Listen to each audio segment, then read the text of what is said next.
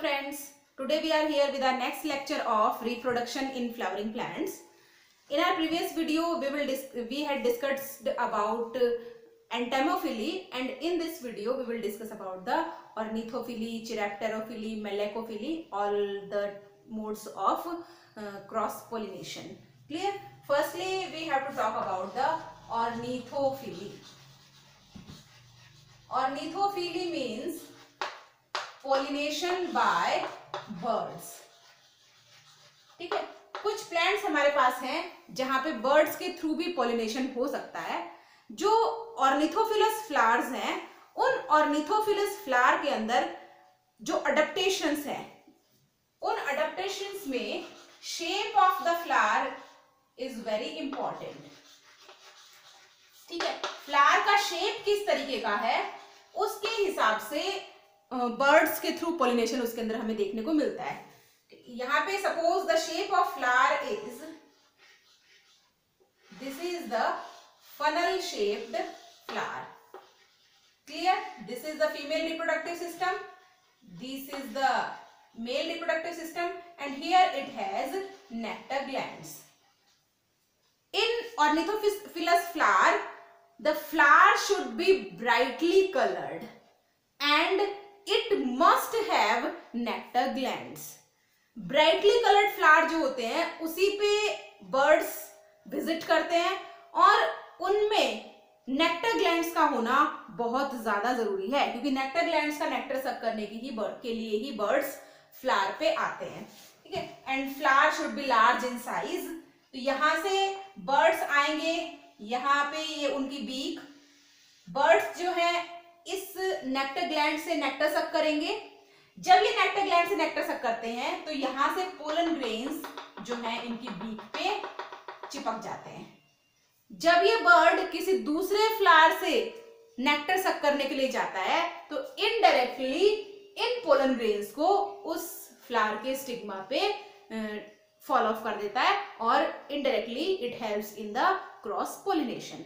So this is the type of cross pollination bye birds. For example in bottle brush. Bottle brush एक flower है जिसमें हमें bird से pollination देखने को मिलता है. इसके अलावा हमारे पास एक और फ्लावर है that is silk cotton.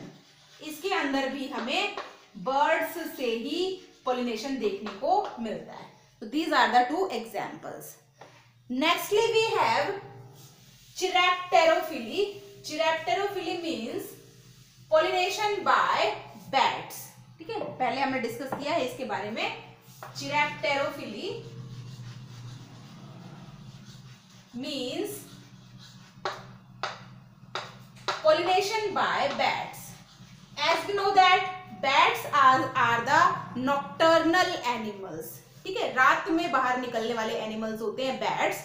So the flower should be night blooming.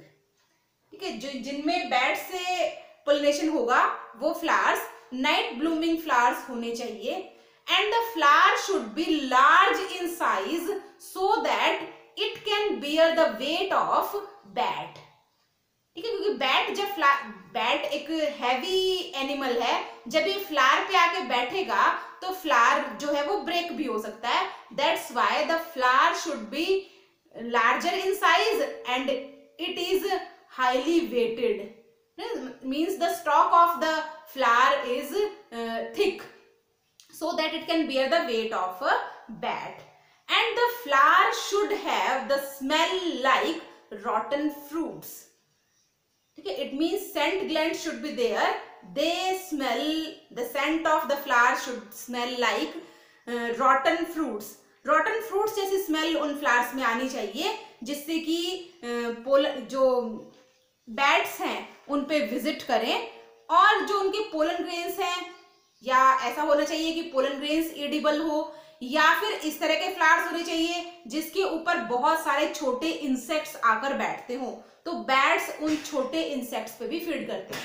ठीक है, तो उन छोटे इंसेक्ट्स पे जब बैट फीड करेंगे तो इनडायरेक्टली उनके विंग्स पे उस फ्लावर के पोलन ग्रेन्स आ जाते हैं, और जब वो दूसरे फ्लावर पे जाके नेक्टर सक करेंगे तो उस टाइम पर क्या होगा, उस दूसरे फ्लावर पे वो उन पोलन ग्रेन्स को फॉल ऑफ कर देते हैं और इस तरह से वो इनडायरेक्टली पोलिनेशन में एक इंपॉर्टेंट रोल प्ले करते हैं।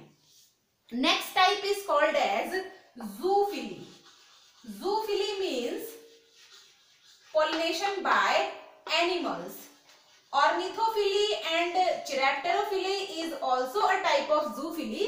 यहाँ पर हमने zoophily word specially vertebrate animals के लिए यूज किया है, ठीक है। तो वर्टिब्रेट्स जो होते हैं, ये वर्टिब्रेट्स एनिमल्स भी बेसिकली क्या करते हैं, पोलिनेशन में हेल्प करते हैं। इसमें ह्यूमन बीइंग खुद भी इंक्लूडेड है। यदि हम मैनुअली पोलिनेशन करवाते हैं तो वो किस में आएगा, जूफिली में आएगा। Monkeys are also there, squirrels are there, grazing animals are also there, ठीक है। तो ये सारे एनिमल्स जो हैं ये जूफिली के अंदर आते हैं, जो कि क्रॉस पोलिनेशन में हेल्प करते हैं।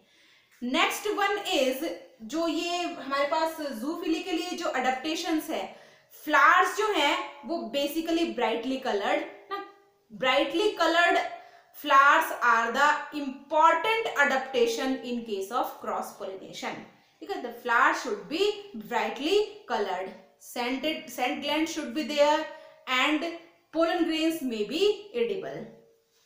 Next one is Malacophily. Malacophily means pollination by snails. ये स्नेल एक बहुत ही लेजी टाइप का एनिमल है, बहुत धीरे धीरे ये मूव करता है, ठीक है। लेकिन कुछ प्लांट्स ऐसे हैं जिनमें स्नेल्स जो है वो पोलिनेशन में हेल्प करता है, जिसमें हमारे पास एक बेस्ट एग्जांपल है, that is snake plant. Snake plant के अंदर हमें स्नेल से पोलिनेशन देखने को मिलता है। Nextly we have ophiophily. Ophiophily is a type of pollination in which the pollinating agents are snakes. For example, in Centella plant, Centellum, it is Centellum. Centellum का जो प्लांट है या ट्री है, चंदन का पेड़ जिसे हम कहते हैं, उसके अंदर पोलिनेशन स्नेक्स के थ्रू होता है, that is called as Ophiophyly. And the last one is Myrmecophily, in which the pollination takes place with the help of ants. Clear? So these are the animals which helps in the pollination, cross pollination. Clear? यहाँ पे हमारे पास gamete transfer वाला जो process है, pre fertilisation events हम पढ़ रहे थे। प्री फर्टिलाइजेशन इवेंट्स में गैमेटोजेनेसिस हमारा हो गया था। गैमेटोजेनेसिस के बाद हमने गैमेट ट्रांसफर हो गया सेल्फ पोलिनेशन से। प्लांट्स के बारे में हम पढ़ रहे हैं, तो यहाँ पे गैमेट ट्रांसफर किस प्रोसेस से होगा, पोलिनेशन से। In case of animals it is with the help of copulation. तो यहाँ पे हमारा गैमेट ट्रांसफर कंप्लीट हो गया। Now the process of fertilisation will takes place. इसके बारे में हम अपने नेक्स्ट वीडियो में डिस्कस करेंगे। तब तक के लिए आप इन सारे वीडियोस को एक बार फिर से वॉच करें, कंटिन्यूअस वॉच करें, ताकि आपको सारा जो गैमेट ट्रांसफर का प्रोसेस है वो क्लियर भी समझ में आ जाए। Thank you very much.